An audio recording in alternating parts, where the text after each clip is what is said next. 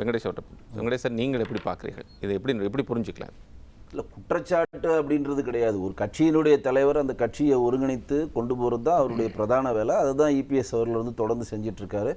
அது ஒரு கட்சியிலேருந்து பிரிந்து ஒருத்தர் செல்வது வந்து ஒரு உட்கட்சி விவகாரமாக நம்ம பார்க்கப்பட்டாலும், ஒரு சாமானியனாக எப்படி பார்ப்பாங்கன்னா, ஒருத்தர் வந்து ஒரு தோல்வி முகத்தில் ஒருத்தர் இருக்கிறாருன்னா அந்த டைம் தான் வந்து அந்த கட்சியினுடைய தொண்டர்களும் அந்த கட்சியினுடைய நிர்வாகிகளும் அந்த கட்சி சம்மந்தப்பட்ட எல்லாரும் தோளோடு தோல் கொடுத்து அந்த அந்த அந்த கட்சியை வந்து நிர்மாணித்து அந்த கட்சியை இன்னும் வலுப்பெற செய்தால்தான் அடுத்த தேர்தலில் மிகப்பெரிய வெற்றியை பெற வேண்டும் அப்படின்ற அந்த கான்செப்ட் நோக்கி நகர்ந்தாதான் அடிமட்ட தொண்டர்களுக்கு அந்த கட்சியின் மேல மிகப்பெரிய ஒரு நம்பிக்கை வரும். ஓகே, இப்போ எடப்பாடி கே பழனிசாமி வந்து தோல்வி விட்டுறார், அதனால நாங்கள் வந்து போறோம் அப்படின்னு இவங்க சொல்றாங்க. அது ஓரளவு ஏற்றுக்கொள்ள முடியாது.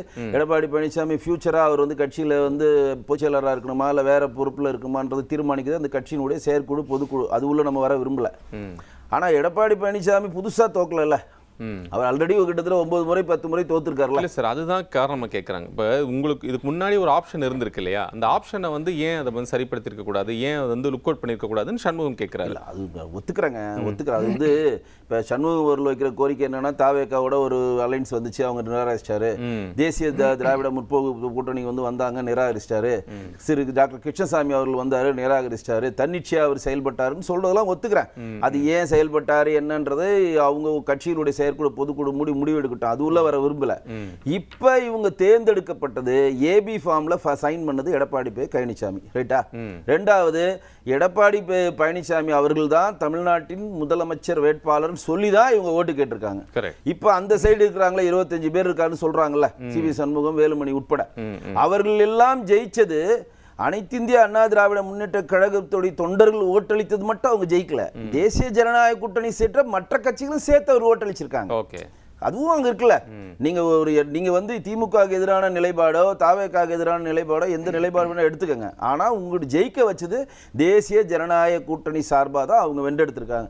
அதுல பாஜகவான எங்களுடைய பங்களிப்பு இருக்கு, இன்னும் கூட்டணியில் இருக்கக்கூடிய ஜி.கே. வாசனுடைய பங்களிப்பு இருக்கு, பாரிவேந்தர் பங்களிப்பு, உங்களுடைய ஐஜேகேவோட பாரிவேந்தர் ஐயா பங்கு இருக்கு, இப்படி சொல்லிக்கிட்டே போகலாம். அன்புமணி அவர்களுடைய பங்கு இருக்கு, டிடிவி தினகரனுடைய பங்கு இருக்கு. அப்ப நீங்க ஏபி ஃபார்ம்ல எடப்பாடி பழனிசாமி இன்னாரு எங்க கட்சியின் சார்பாக நிற்பதற்கு நான் அனுமதி தரேன், ரெட்டலை இது சார்பாக கொடுக்கறதுக்கான எல்லா அனுமதியும் நான் தரேன், அவர் கையொப்பம் விட்ட பிறகுதான் நீங்க ஜெயிச்சிருக்கீங்க. அந்த லோகோல நீங்க ஜெயிச்ச பிறகு அப்ப அந்த லோகோவுக்கு வந்து ஒரு உண்மை தன்மையா இருக்கணும், நன்றி உடையவனா இருக்கணும் அப்படின்றது தான் ஒரு தொண்டர் எதிர்பார்ப்பான். ஒரு சிம்பல், அந்த சிம்பல். இன்னைக்கு மாவட்ட செயலாளர் கூட்டத்தில் அவங்க சக்சஸ் பண்றதுன்னு பொருளை பிரஸ் மீட் கொடுக்குறாங்க, ரமணா அவர்கள் கொடுக்குறாரு.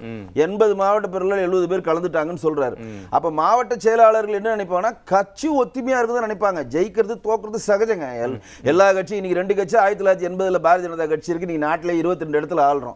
இதே வந்து 89 90ல 2 இடத்துல தான் வென்றெடுத்தாங்க திமுக. இன்னைக்கு ஆட்சிக்கு வந்தாங்க திருப்பி 96ல அதே மாதிரி நடந்துச்சுல. பல மாற்றங்கள் வந்துட்டு வெற்றி தோல்வின்றது சகஜம். ஆனால் அந்த லோகோல போட்டியிட்டு இன்னார் தான் முதலமைச்சர் வேட்பாளர் சொல்லி அதற்கான ஓட்டுகளை பெற்று அதற்கான பயன் நமக்கு கிடைக்கல அப்படின்றப்ப அதுல இருந்து இன்னொரு ஆப்ஷன் கிடைச்சதுனால தான் அங்க போறீங்க. இப்போ ஒரு எக்ஸாம்பிள் வச்சுக்கிறப்ப தாவேக்கான ஒரு கட்சி இல்ல, இது நடந்திருக்குமா? இது நடக்கிறதுக்கு ஆப்ஷன் இல்ல. அங்கதான் கேள்வி வருது, என்னன்னா தாவேக்கா வந்தங்காட்டிக்கு தான் இந்த பிரச்சனையா அப்படிங்கிற ஒரு கேள்வி. ரெண்டாவது, அவர்கள் பெரிய அளவு ஜெயித்து வந்து விட்டார்கள் இடத்துல தான் இந்த கேள்வி வருதாங்கிறதா சூழல். தாவேக்காக்கு வந்து அவங்க போகணும்னு விருப்பப்பட்டாருன்னா எந்த பிரச்சனையும் கிடையாது. இப்போ கூட்டணி இப்போ இந்த கோஷில் இருக்க 25 பேர் சொல்லுங்க, ஆப்போசிட் கோஷில் இருக்கக்கூடிய வேலுமணி சார் உட்பட சொல்றேன், நீங்கள் தாவேக்காவில் இபிஎஸ் வந்து கூட்டணி வைக்க சம்மதிக்கவில்லை, தேசிய முற்போக்கு திராவிட கழகத்தில் கூட்டணி வைக்க சம்மதிக்கவில்லை, கிருஷ்ணசாமி ஐயாவை சேர்த்துக்கல, அவர் ஒத்துக்கல, நாங்க அவரோடு இணைந்து நாங்கள் கட்சி பணி ஆற்றல, நாங்கள் சுயேட்சையாக எங்களுடைய இடத்துல இருந்து வென்றெடுத்து எங்களுக்கு எந்த கூட்டணி பிடிக்கிறதோ அங்கே போய் ஜாயின் பண்ணிப்போம்னு சொல்லியிருந்தீங்கன்னா நேர்மையாக வரவேற்போம். நீங்கள் லோகோ ஃபுல்லாக யூஸ் பண்ணிக்கிறீங்க, அவருடைய உழைப்பை ஃபுல்லாக எடுத்துக்கிறீங்க, எல்லாத்தையும் முடிச்சுட்டு இப்போ எடப்பாடி அவர் கே பழனிசாமி ஒரு விஷயத்தை அருமையாக பதிவு பண்ணார், அது கண்டிப்பாக அவருக்கு நம்ம பாராட்டல் தெரிவிக்கணும். அவரவர்கள் மாவட்டத்தில் சுருங்கி விட்டார்கள், உண்மை தானே?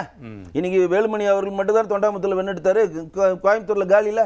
இன்னைக்கு விழுப்புரம் சிட்டிஸில் சுற்றி இருக்கிறதுல நம்ம மயிலம் தொகுதியில் சி.வி. சண்முகம் சார் மட்டும் தான் வென்றெடுத்தார், மற்றது காலியில். புதுக்கோட்டையில் விஜயபாஸ்கர் மட்டும் தான் வென்றெடுத்தார், மற்றவர் காலியில். அப்போ அந்தந்த மாவட்டத்தில் நீங்கள் இறங்கி மற்றவர்களை ஜெயிக்க வச்சிருந்தா இன்னைக்கு ஏடிஎம்கே வென்றெடுத்து ஒரு முன்வைக்கிறாரு, அதற்கு பதிலே அங்க காணோம். இந்த சூழல்கள் வந்து வேறு ஒரு வாய்ப்பை நோக்கி நகர்ந்துவிடும் அப்படிங்கிற ஒரு அச்சம் வந்து அதிமுக காரங்களே தெரிவிக்கிறாங்க. அப்படி ஏதாவது சூழல் உருவாகி இருக்கு? இல்லை, அது அச்சம் தெரிவிக்கிறது உண்மைதான். முன்னாடி முதல் சுற்றில் சொன்னதுதான் நான் நினைவுவிட்ட விரும்புகிறேன். கட்சி வந்து ஒரு இக்கட்டான சூழ்நிலையில் இருக்கப்போ தோளோட தோல் கை கொடுத்துட்டு உங்க உட்கட்சி பிரச்சனையை நீங்க செயற்குழு பொதுக்குள்ள பாத்துக்கணும். அதுக்கப்புறம் வெளியில வந்து நீங்க என்ன டிசிஷன் எடுக்கிறீங்களோ, எடப்பாடி பழனிசாமி வேண்டாம் வேற ஆள் எடுக்கணும் தேர்ந்தெடுத்துக்கங்க. அது கட்சியுடைய பரிமாண வளர்ச்சியை தான் காட்டும் தவிர உள்ள இருந்துகிட்டு ஏபி ஃபார்ம்ல இவர் சைன் பண்ண பிறகு அது மூலம் வெற்றி பெற்று இவருடைய வேர்வையில் வாங்கிய வெற்றியை மற்றவருக்கு நீங்க தார வாக்குறதா அடிமட்ட தொண்டன் யாரும் ஏற்றுக்க மாட்டான். அப்புறம் ஜான் சார்னு அவர் பதில் சொன்னோம், நான் முன்னாடியே சொன்னேன் பிஜேபியோட சேர்ந்ததுனால தான் இப்படி ஆயிட்டாங்கன்னு. போறேன்னு போன காங்கிரஸை வம்படியா வாங்க வாங்க அப்படின்னு சொல்லி 28 சீட்டு மிரட்டி, அப்படின்னாச்சும் 2G வழக்கு இருந்துச்சு, மிரட்டி 63 பேருக்கு 63 சீட்டு கொடுத்து 5 பஞ்சபாண்டவர்கள் தான் வென்றெடுத்தாங்க அன்றைக்கு கலைஞர் பீரியட்ல. இப்ப மிரட்டுறதுக்கு வேலையே இல்லை. ஒரு செத்து போன ஒரு காங்கிரஸ் கட்சியை எதுக்கு இவ்வளவு பயந்தாங்க திமுகன்னு எனக்கு ஆச்சரியமா இருக்கு. 28 சீட்டு கொடுத்து 28 சீட்டு கொடுத்து சார் 24 இடத்துல 22 இடத்துல நம்ம இருக்கோம் சார். எங்களை பொறுத்தவரை செத்து போன காங்கிரஸ் கட்சி தமிழ்நாட்டில், நீங்க கேரளாவில் வென்றெடுத்துக்கங்க, தமிழ்நாட்டில் செத்து போன கட்சி நீங்க தான் தோல் கொடுத்துருந்தீங்க, இப்போ தோல் இன்னொருத்துக்கு போயிட்டாங்க. 28 சீட்டு கொடுத்து ராஜ்யசபா கூப்பிட்டு இப்படின்னார் முடிச்சுட்டாங்க திமுகவினர். அவன் என்ன பண்றான், உங்களுடைய பணத்தையே வாங்கிட்டு உங்க மாவட்ட செயலாளர் நின்றுட்டு உங்களுடைய உடைப்பெல்லாம் உறிஞ்சி அங்க போயிட்டு மாண்புமிகு முன்னாள் முதலமைச்சர் மு.க. ஸ்டாலினை இப்படி பண்ணி முடிச்சிட்டான். அவன் முடிச்சுட்டான். முதுகுல குத்துற கட்சி காங்கிரஸ் தெரிஞ்சிருந்தே கூடா நட்பு கேடா முடியும் தெரிஞ்சிருந்தே நீங்க போய் பிரயாணம் பண்ணிட்டு நீங்க போய் எங்க கட்சியில வந்து பிஜேபி வந்து உடைக்குது, அஇஅதிமுக பிஜேபி நடந்த மேனிஃபெஸ்டோ அவங்க வந்து நிறைவேற்ற போறாங்க, பிஜேபியோட குறிக்கோள் நிறைவேறுதுன்னு சும்மா இருக்கீங்களே சார். செம்ம காமெடியின் உச்சம் சார். நாங்க நாச்சும் ஏடிஎம்கேல கூட்டணி வச்சு எடப்பாடி பழனிசாமி முதல்வர் ஆகணும்னு வேண்டி நாங்க வேலை செஞ்சோம்.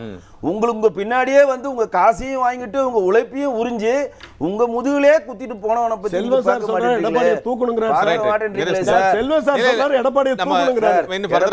பழனிசாமி வந்து பொதுச் செயலரா இருக்கணுமா இருக்க வேணாம்னு முடிவு பண்ணுவது அஇஅதிமுகவுடைய செயற்குழு பொதுக்குழு. ஜான் சாரோ செல்வம் சாரோ கிடையாது.